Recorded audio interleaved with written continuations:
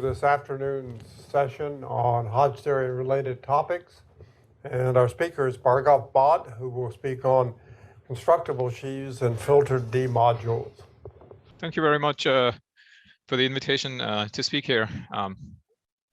So the conference is on Hodge theory, and I'm more of an arithmetic person. And so one goal of my talk is to try and explain to you why the two are related. And so more precisely, what I want to talk about is p-adic Hodge theory. And what I would like to explain by the end of the talk, or at least give you some evidence for, is that the classical Hodge filtration in Hodge theory really sort of has an arithmetic origin, and it can be explained by the presence of a Galois group action. But so let's get there slowly. Let me motivate where I'm going by first spending a non-trivial amount of time on just the complex picture that I'm trying to find a p-adic analog for. Okay, so I'll just keep things simple. So say X is a smooth projective variety over the complex numbers.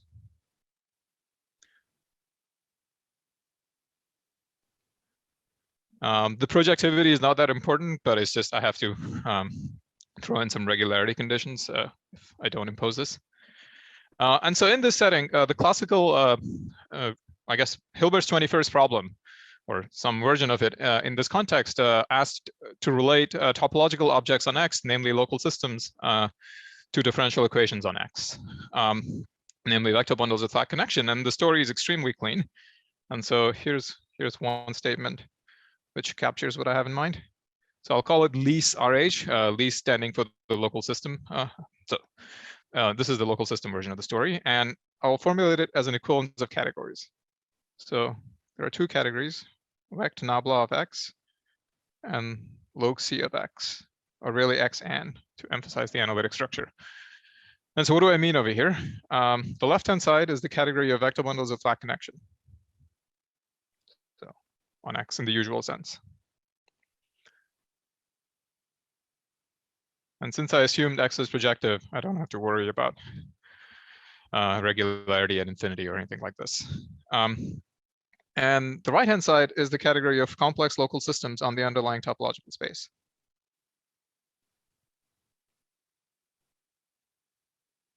And so if you fix a base point, this is a purely topological object, namely it's identified with representations of the fundamental group of X with complex coefficients.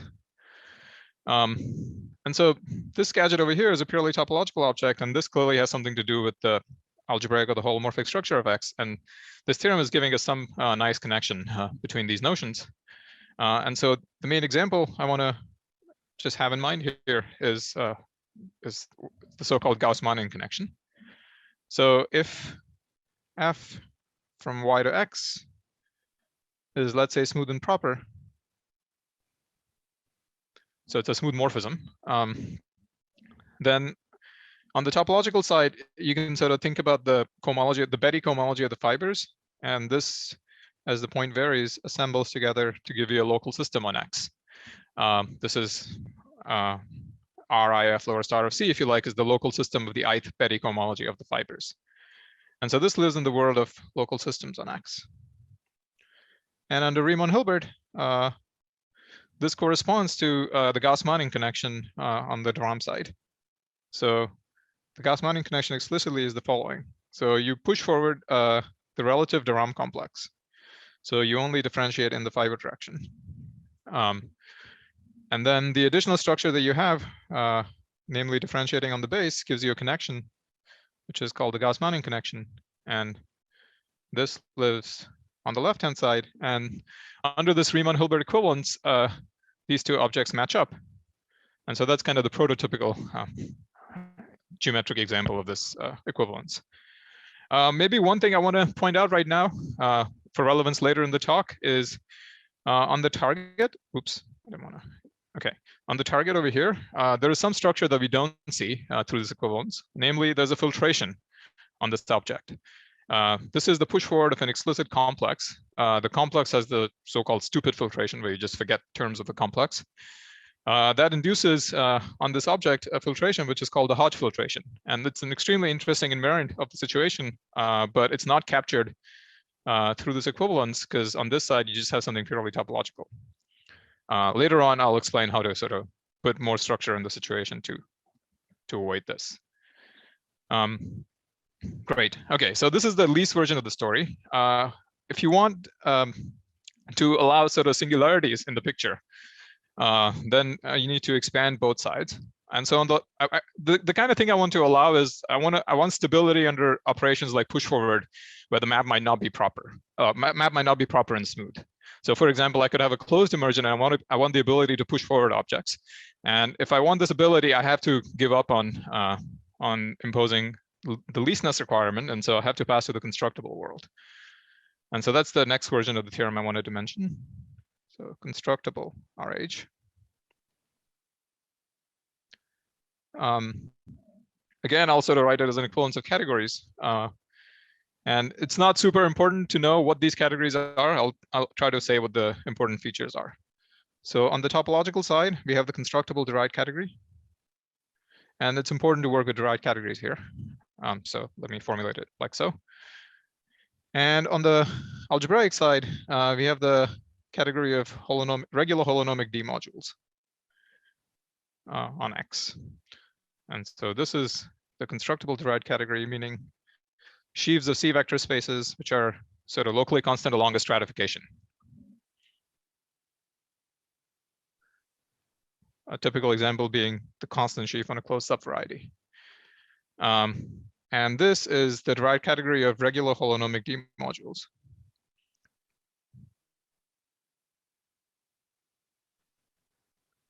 Regularity is a tameness condition, which is necessary if you want to allow things like local systems supported on an open subvariety. Holonomicity is a finiteness condition. But it's a finiteness condition that's slightly hard to grok, at least at first pass. And so I just wanted to mention one example of how this works in case people haven't seen this before. So let's just do a point and sitting inside P1. So I have the inclusion of the origin in P1. And then on the constructible side, I have a perfectly reasonable sheaf, which is the push forward of the constant sheaf at the origin. So just the skyscraper sheaf supported at the origin. This lives on the constructible side. Well, it's even in the abelian category, but let me just put it in the derived category. And on the D module side, what this corresponds to is an explicit D module. So maybe I should have said this. So a D module is a quasi-coherent sheaf with an action of vector fields. So you know how to differentiate sections. And so in this case, this quasi-coherent sheaf you're looking at is supported at the origin. So we really only care about what's happening near A1 and not on the entirety of P1. So let me describe it in coordinates. And so if I choose my coordinate X near 0, then it's the following D module. So you look at the ring of functions on the torus, C adjoin X, X inverse, and you mod out by the ring of functions on A1, or maybe okay, probably X is a coordinate near infinity. No, this is fine, this is fine, okay. And then this is supposed to have an action of d by dx, just the usual differentiation action. And so this is the regular holonomic D module that corresponds to the constructible sheaf I lower star of C under this Riemann-Hilbert equivalence. And maybe this is also the point of departure for this talk. So one thing that you see if you sort of stare at this is it is not a coherent sheaf on P1. It has no finiteness properties. I mean, it's all supported at the origin, and you need all denominators of X to generate it as a module over the functions on P1. Of course, if you give yourself the ability to differentiate, it has sort of more finiteness, but without that, it's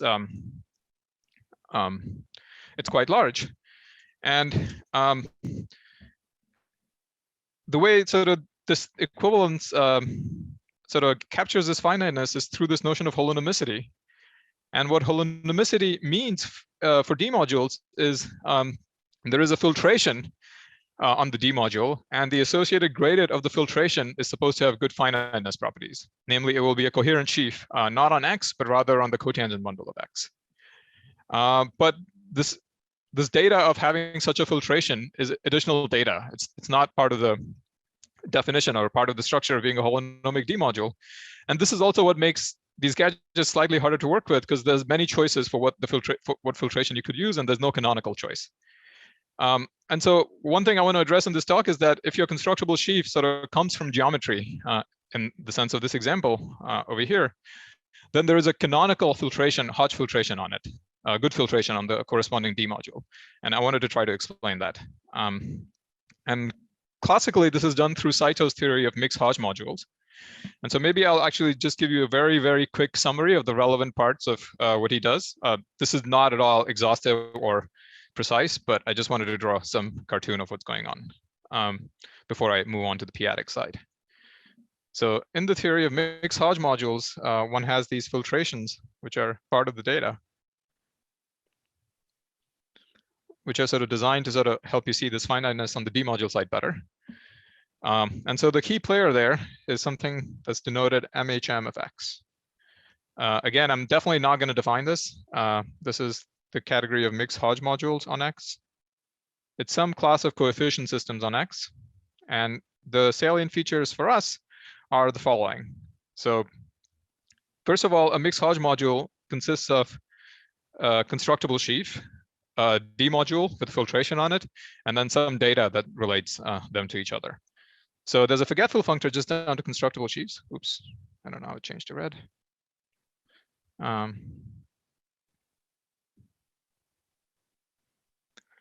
And there's also a forgetful functor to D modules, but in fact, the forgetful functor goes to D modules with the filtration. So this issue that I was mentioning over here, where the filtration that tells you that something is holonomic is not part of the data, is now actually being encoded in the definition. And so here, the notation I'm going to use for that is df good dx, which is just going to be objects in the target category that showed up over here, together with the good filtration, at least intuitively.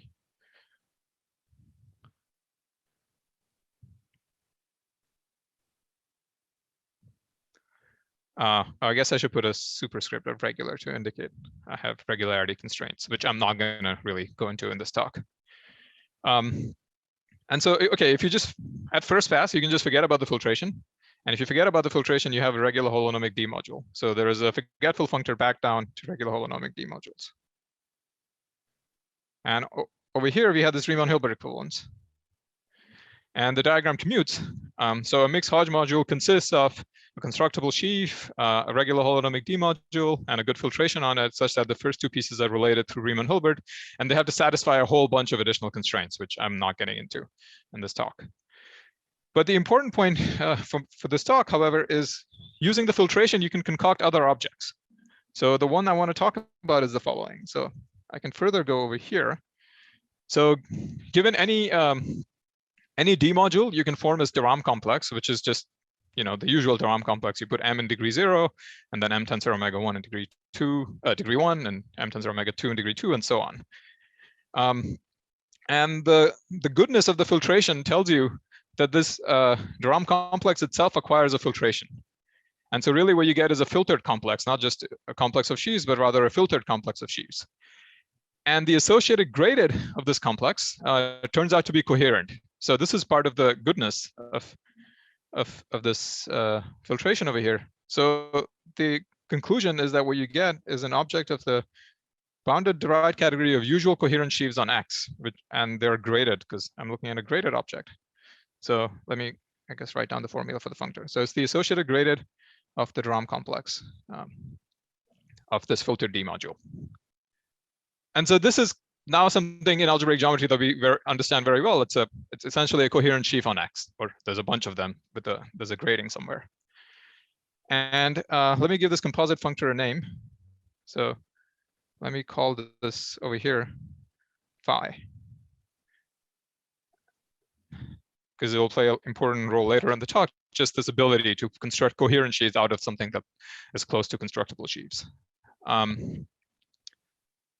And so Saito's theory gives you a diagram like this, plus a full 6-functor formalism for mixed Hodge modules.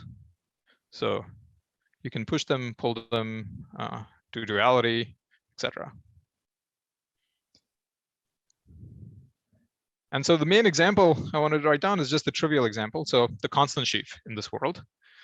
So let me describe what the functor phi does to the unit up to the constant sheaf. So there's some mixed Hodge module, which is usually denoted Q underline X, that lives in this category of mixed Hodge modules on X.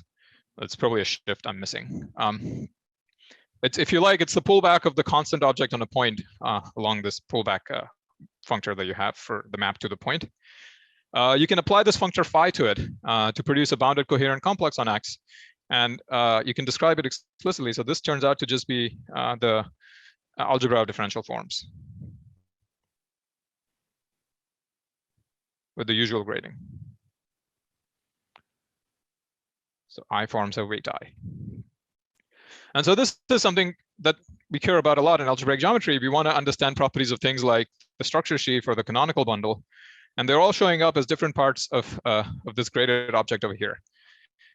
And so the way many of the applications of this machinery in algebraic geometry go is that you sort of use some deep theorems on the mixed Hodge module side, and then apply this functor phi to it, and then you get some highly non-trivial theorems on coherent sheaves, like theorems about the canonical bundle. And what I would like to explain in this talk is a p-adic alternative for this approach. So instead of sort of having this intermediate category of mixed Hodge modules and having to prove this kind of 6-functor formalism over here, I just want to try and relate constructible sheaves directly to coherent sheaves. So I want to go from something which is very close to constructible sheaves on X to coherent sheaves on X. And then I'll be able to just invoke non-trivial theorems on this side to get non-trivial conclusions on this side. And so that's roughly where we're going. So let me write this down. So today's goal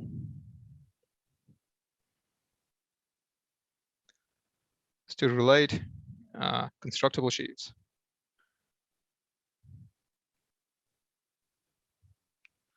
to coherent sheaves directly in the p-adic world.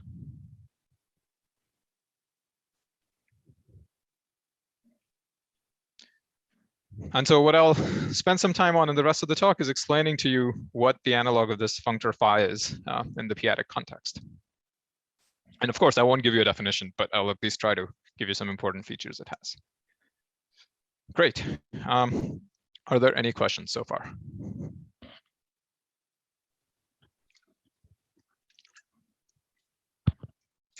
Oh, whoops.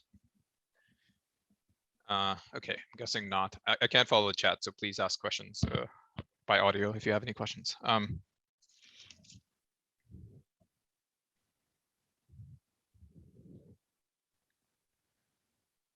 Okay, so let's now move to the p-adic side. So this is p-adic Riemann-Hilbert.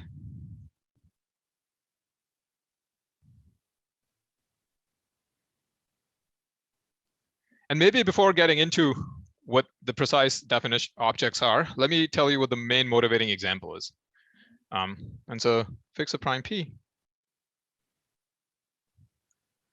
And the field I'm going to work over is going to be a p-adic field. So it's a finite extension of the field of p-adic numbers, QP. If you like, you can take K equals QP. But it's psychologically useful to keep the two separate because K is where my varieties are going to live, and QP is going to be where my coefficients of the constructible sheaf theory come from. So I want to keep them, keep different notations for them. And so the motivating example of what I'm about to do is a result of Fontaine, or really it's a construction of Fontaine that started p-adic Hodge theory. And so what he observed is the following. So he observed that there's a natural functor,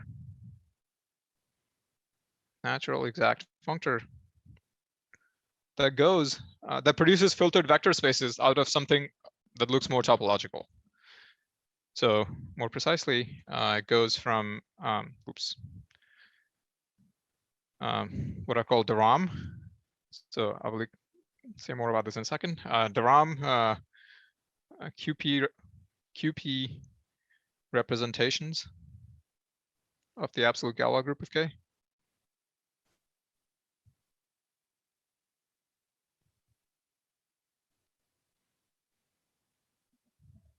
To filtered vector spaces.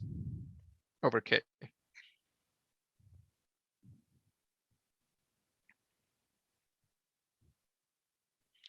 And this functor is sometimes called d de-Rham, so let me call it that.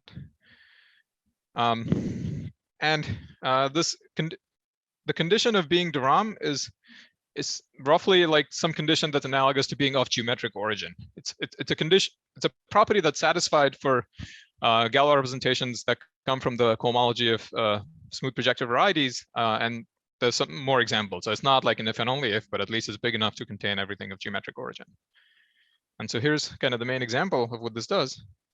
I guess if you want to actually prove it this way, this is a result of faultings. And so let's say X over K is a smooth projective variety. Actually, I think you don't have to say anything. It works on any variety. But anyways, V is going to be the cohomology of X base change to the algebraic closure. X base change to K bar with QP coefficients. And since X was defined over K, and I base changed it to K bar, this cohomology, just by functoriality, is going to have an action of the Galois group. GK, and I guess this is a tau cohomology. If you, again, so for people that are encountering this the first time, the field K bar is isomorphic to the field of complex numbers.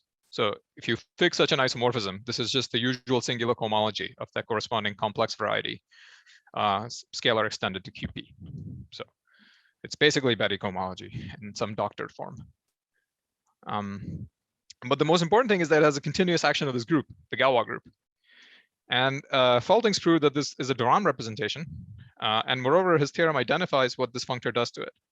So what he says is that if you apply d de Rham to this representation V, what you get is a filtered vector space over K. And there's an obvious filtered vector space over K you can write down, just given the information of X. Namely, you look at the de Rham cohomology of X and endow it with the Hodge filtration. And that's what you get over here. So it's Hn de Rham X over K with the Hodge filtration. And so if you squint a little bit, what this is saying is there's this functor called d de Rham. It's some mysterious functor, but it takes as input Galois representation, which you can think of as a fancy version of a local system. Well, it is literally a local system on spec K in the world of étale cohomology. And it's attaching to such a local system a filtered vector space over K. And so this is the kind of thing I wanted to do earlier with this phi functor. I wanted the ability to just go directly from local systems or constructible sheaves to, well, filtered vector spaces over here. And then when I take the associated graded, to graded vector spaces over here. And so Fontaine's theorem is in some sense telling you you can do this when X is a point. And the theorem I want to explain, which is the subject of this talk, is essentially a version of this for a general X over K. Okay, so are there any questions so far about the motivation?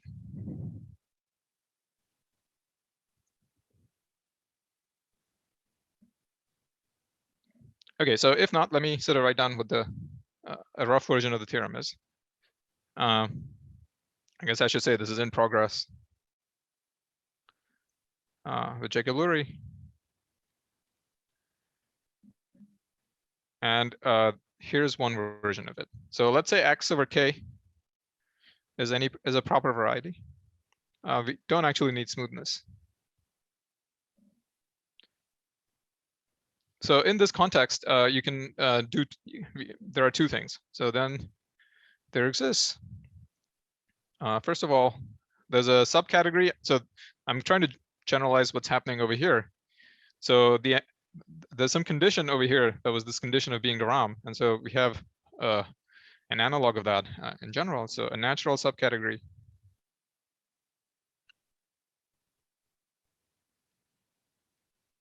that we call weakly Hodge-Tate for reasons that we don't really concern us in this talk. Inside the constructible derived category of X with QP coefficients.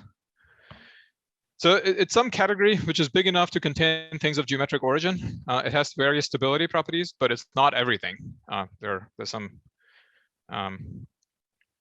constraints. So a natural subcategory, maybe let me emphasize this, containing objects of geometric origin, such as Gauss-Moning connections. And on this category, there's an analog of this functor d rom. So there's an exact functor.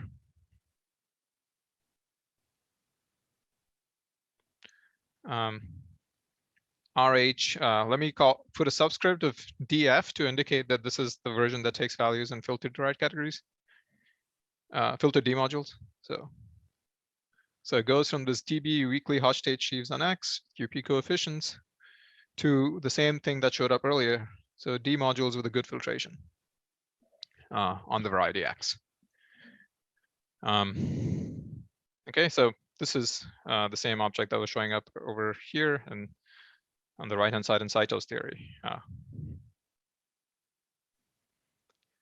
And so the analog of phi in this case has a bunch of nice properties which I wanted to record as part of the theorem. So let me write that. So such that if I look at the O module version, so if I compose this Riemann-Hilbert functor to filter D modules with the same thing I did earlier, so the associated gradient of the de Rham complex. This is a functor from weakly Hodge state sheaves on X. So some class of constructible sheaves on X to the world of coherent sheaves on X. And so it's really a functor that goes from constructible sheaves to coherent sheaves on X. And this are graded coherent sheaves. And this functor has some nice properties. So it has the following features.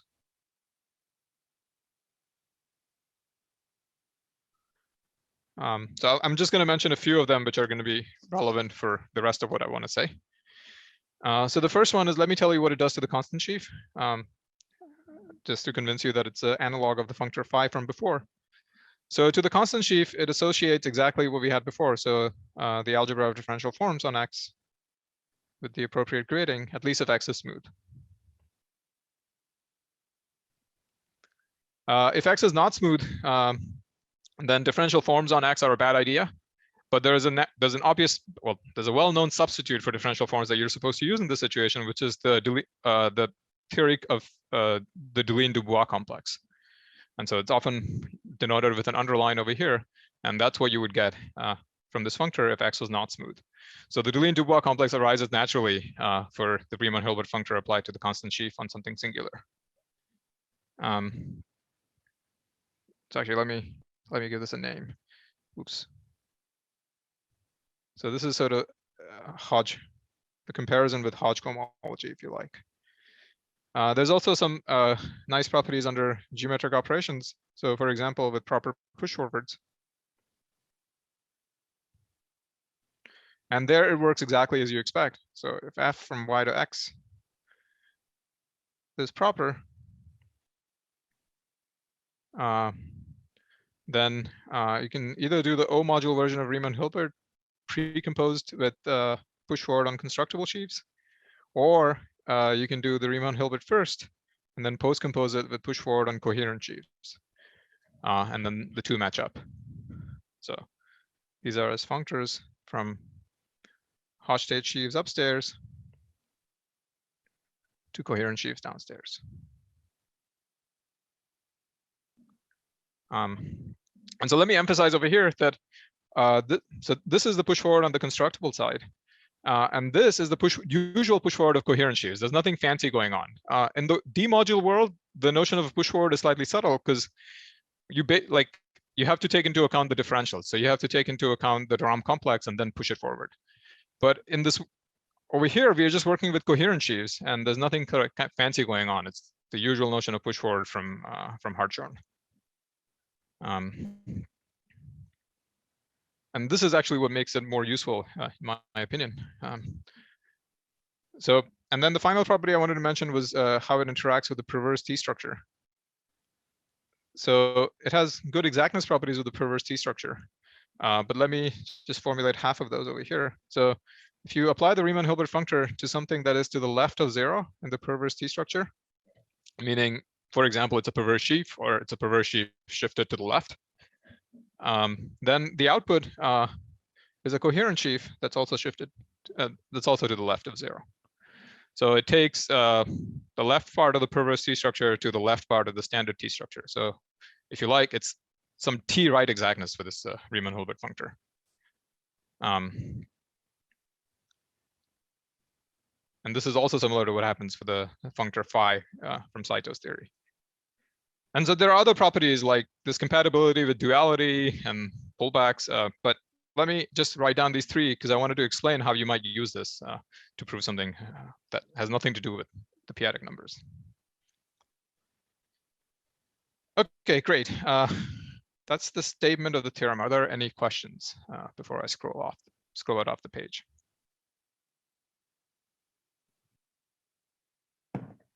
So I have questions. What's the definition for the weighted Hodge type complex? Could you please explain? I don't want to explain it because it's technical.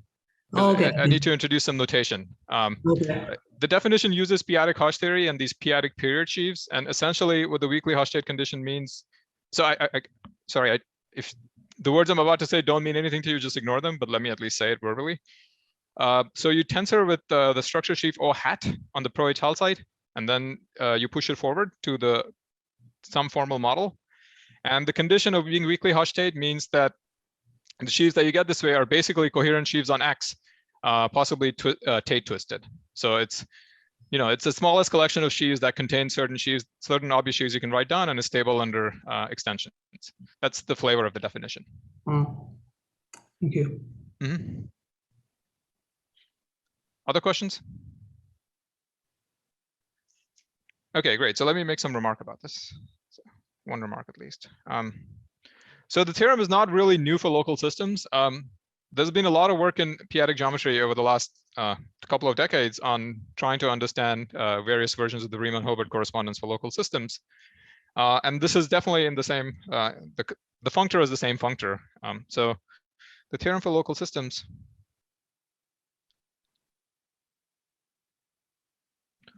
was essentially known. I say essentially because there's some slight subtlety with the nilpotent operator, but anyways.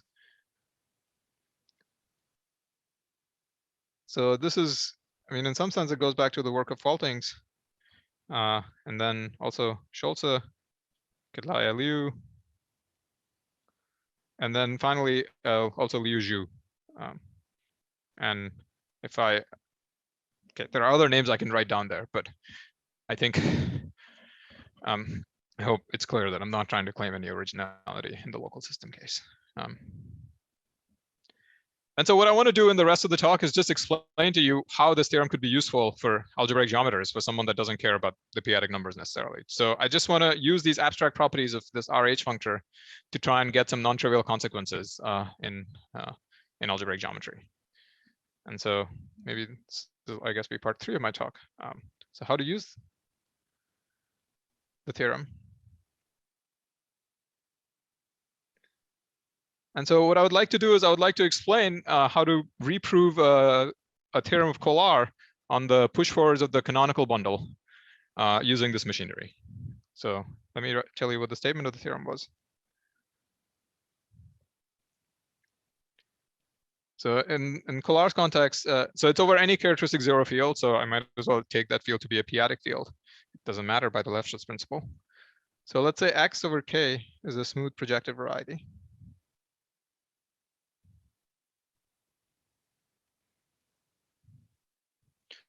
And then F from Y to X, from X to Y. So oops, X to Y is a surjective morphism. But Y need not be smooth. Y could have arbitrary singularities, and the fiber dimension could be arbitrary as well. You just are saying that the map is surjective. And then the theorem says that the push forwards of the canonical bundle almost behave as though the map was smooth and proper.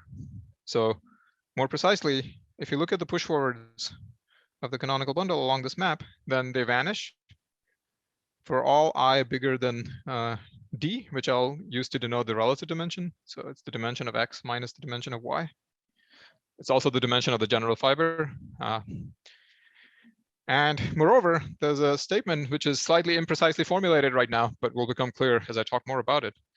So, and any of the sheaves, any of the Ri's which is non-zero, is determined by what happens over a small enough open subset. F restricted to U for any U inside Y sufficiently small. So really, you just need it on the generic point.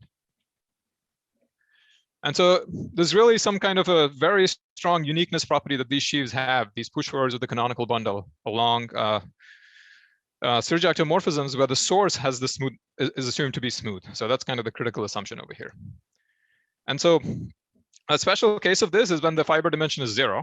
So if you assume that the relative dimension is 0, meaning the dimension of X is equal to the dimension of Y, then this is saying that all the higher push forwards of the canonical vanish. And this is the classical Grauer-Riemann-Schneider vanishing theorem. And so Kollár's theorem is a higher dimensional analog of the Grauer-Riemann-Schneider vanishing theorem. And so what I want to do now is I want to explain how you could use these abstract properties of the Riemann-Hilbert functor together with some highly non-trivial theorems on the left-hand side, so on the source of the functor, to get the corresponding consequences for the canonical bundle over here. And so here's kind of how it goes. So proof via Riemann-Hilbert. So okay, first statement is how do you access the canonical? First question maybe is how do you access the canonical bundle using Riemann-Hilbert? And the answer to that is easy. So part A of the theorem, the Hodge comparison, tells me that if I look at the Riemann-Hilbert functor applied to the constant sheaf, it has a bunch of summands, but one of the summand corresponding to the highest degree piece is the canonical bundle. So I can isolate that. So let me write it. Theorem A. Oops.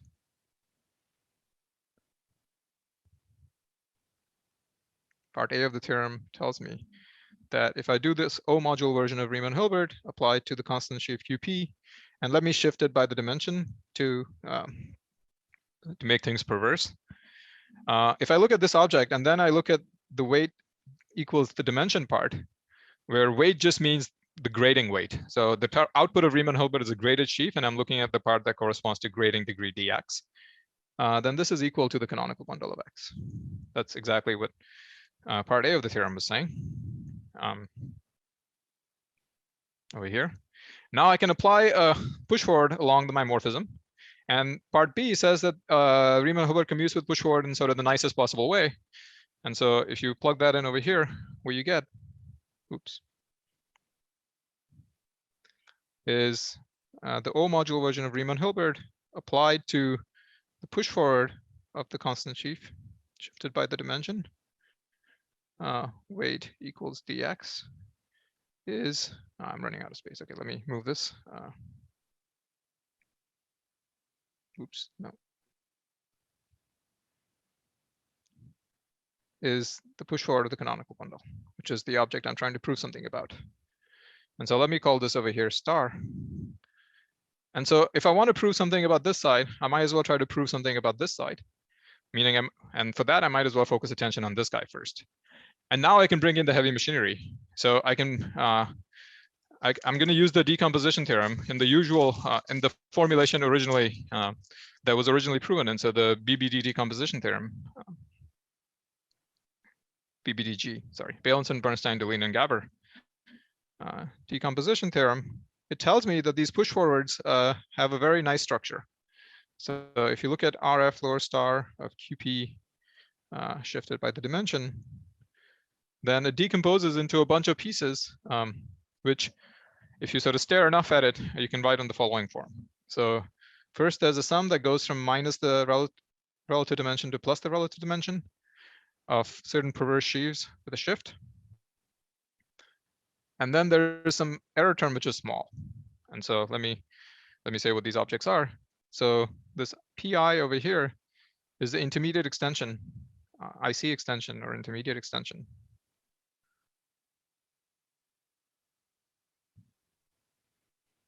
of a local system on a sufficiently small u inside of y. And the only property we care about this sheaf Q over here is that it's supported on something smaller that's not all of y. So it's supported on Z, which is a proper subvariety of y. So it has dimensions strictly smaller than the dimension of y. And so how are we going to use this? So I claim that because of this formula, now I can take this formula, apply the Riemann-Hilbert functor on both sides. And so I get a new formula for the left-hand side over here. And I claim that the contribution of the Q term just disappears. So we only get contributions from the first few terms. And so why is that? And so here's how one way to see it. So this object Q is a direct summand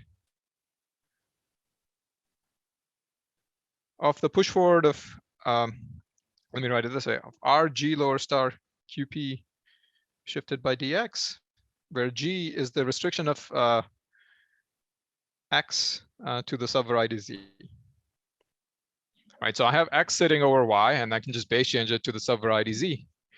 And I get something that lives over Z. And because it's because Q is a direct summand of this guy, it's also a direct summand after I restrict to its support. And after I restrict to the support by proper base change, the left-hand side becomes this side. So that's a simple consequence of proper base change. And therefore, what this tells me is RHO of Q, if I look at the weight equals the dimension piece, it is equal to, is a summand of rather,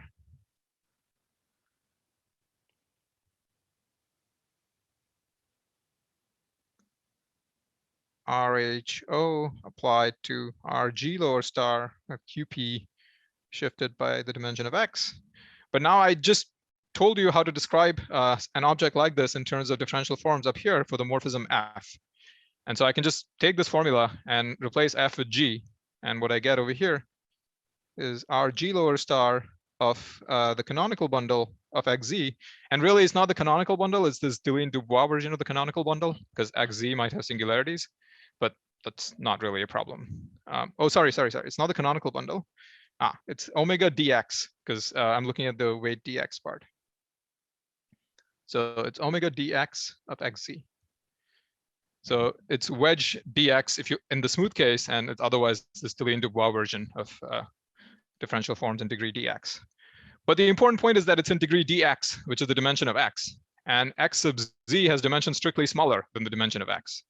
Because z was a proper subvariety of y, and x to y is surjective, then xz is going to be a proper subvariety of x. And so it's going to have dimensions smaller than the dimension of x. And so these sheaves just vanish.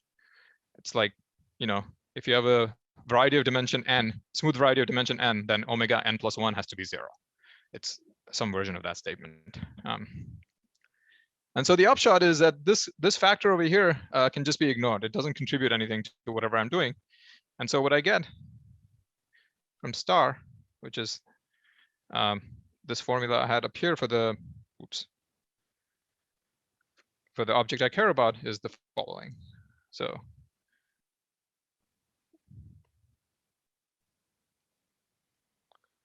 which is RF lower star of the canonical bundle, the object I'm interested in, ends up equaling the direct sum from I equals minus d to d of the Riemann-Hilbert functor applied to these IC sheaves pi shifted by minus I in weight equals the dimension of x.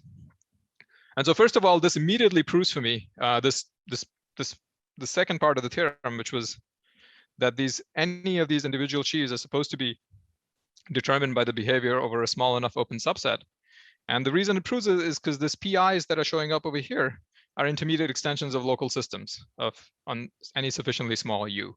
The theory of intermediate extensions works in that way. So if you're taking the intermediate extension of a local system on U, that's also the intermediate extension of the local system you get on a smaller open subset of U. So this immediately proves, which gives the second part of the theorem, or the last part of the theorem. So the only thing that remains is to check the vanishing above the dimension. And now we're going to use the last part of theorem RH, which is this perverse t-exactness. So the perverse t-exactness says that if I take the Riemann-Hilbert functor and apply it to a perverse sheaf, I live to the left of 0. And so if I shift it so many times, I can only shift it on the output so many times as well. And so part C, theorem C then implies that RF lower star of the canonical bundle it lives in the derived category in degrees less than or equal to d, because the shifts over here only go up to d. And so I'm only shifting to the right by at most d. And so I lose at most d many degrees, and therefore, which gives the vanishing. And so that finishes proving the theorem. And as you see, it's kind of a rather soft argument. It's not using very much, except it's using the fact that you have this functor with these properties, and that you know the decomposition theorem for constructible sheaves. And so that's kind of the point I want to make, which is the upshot of all of this is you may apply this Riemann-Hilbert functor to sort of deep theorems on constructible sheaves to get new theorems in algebra.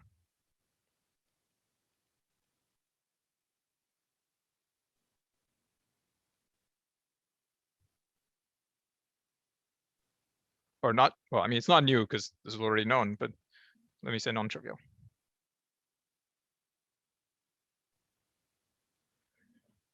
Okay, great. So actually, it turns out that this is all I had planned to say. I guess I rushed through it more than I thought I would. So I'm just going to stop here and answer any questions that people might have. I'd like to thank the speaker for a very interesting talk, and we have time for questions, comments. Would this work in the same way? If the domain of the functor was mixed Hodge modules, yeah, I think that's right. I think it's just using some abstract properties of this RHO functor. So I'm not 100% sure because I'm not an expert on mixed Hodge modules, but my impression is that this is indeed how the mixed Hodge module proof of the Kollár vanishing goes.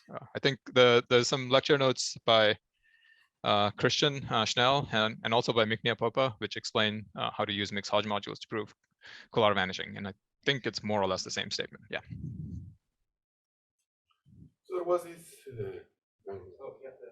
Yeah. Go ahead. There was this big diagram that you had with mixed Hodge modules at the top and graded coherent sheaves at the bottom. Mm-hmm. And then you drew a horizontal arrow in the p-adic world from there to there. But didn't you draw horizontally through DF good? Yes. Horizontally through in the p-adic world. Yes. And I don't know about the p-adic world so much, but is now this whole diagram valid in the p-adic world, the whole thing? Well, I'm claiming I don't know any analog of this side on the p-adic world because this is kind of, this uses complex geometry. But I'm saying if you just forget about this part, then we get a functor like this in the p-adic world, and then. But then the top is not available in the p-adic world, the top thing. Well, I think the point I'm trying to make is that this notion of weakly Hodge state sheaves I'm defining is the analog of the top. Okay. Thank you very much. Yeah, sorry, I should emphasize this. So the main difference is that in the p-adic world, what you're defining is naturally a subcategory of constructible sheaves. And so if you have, and it's a full subcategory. So if you have some statement on this side, like the decomposition theorem, whose terms are in this subcategory, you automatically get a theorem over here.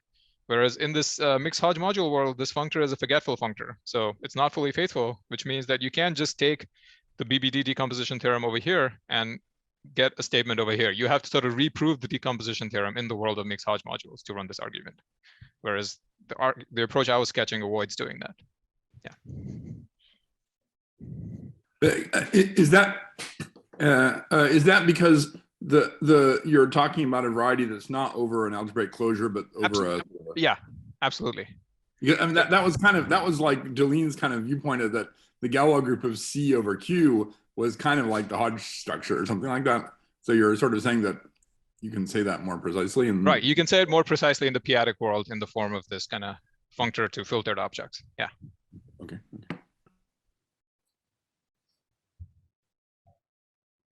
Other questions?